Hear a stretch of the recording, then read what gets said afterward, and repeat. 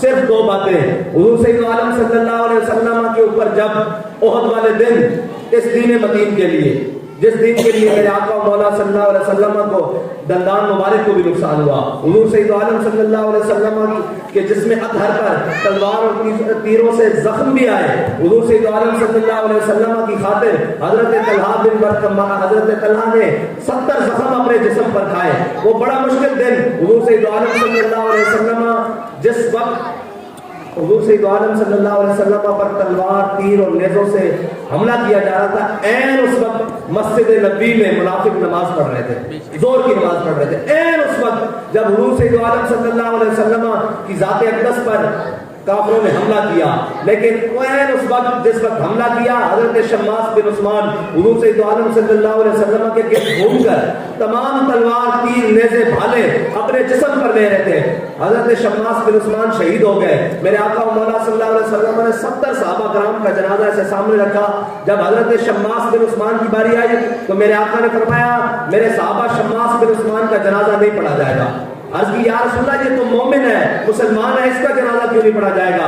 میرے آقا مولا صلی اللہ علیہ وسلم نے فرمایا شماس بن عثمان نے اپنی نبی کی عزت پر پہرا دے کر جنت میں وہ مقام حاصل کیا ہے کہ نماز جنازہ تو درجات کی بلندی کے لیے پڑھا جاتا ہے. جنت میں اس مقام پر شماس بن عثمان پہنچ گیا ہے کہ جنت میں اب اس سے آگے مقام ہی کوئی نہیں. یہ حضور کی ذات پر پہرا دینے کا ہے. اور منافق این اس وقت میں نماز پڑھ رہے تھے حضور کو چھوڑ کر. پھر عبداللہ بن ابی کے لیے حضور نے اپنا کرتا بھی دیا, نماز جنازہ بھی پڑھائی.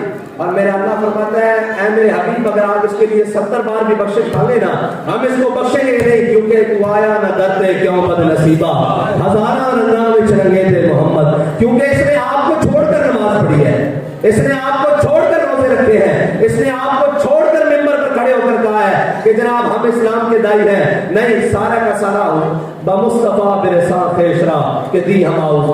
جنہوں نے حضور سید عالم صلی اللہ علیہ وسلم کی ذات کو مانا, رب نے کہا کہ ان کے نماز جنازہ پڑھنے کی ضرورت ہی نہیں, ان کو وہ مقام مل گیا. لیکن جو حضور کو چھوڑ کر نمازیں پڑھتے رہے اللہ نے کہا ان کی بخشش ہی نہیں. بس جو حضور کی ذات تک پہنچا وہی اسلام ہے.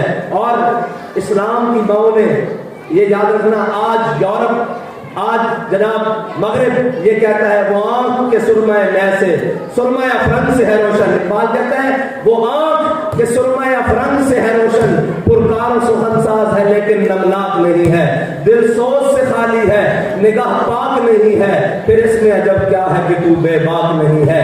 اے ذوق تجلی بھی پنہا اس خواب میں, اے غافل تو میرا صاحب ادراک نہیں ہے. اور اقبال کہتا ہے میرے کلام پہ حجت ہے نقطہ لولا. اقبال کہہ رہا ہے میرے کلام پہ حجت ہے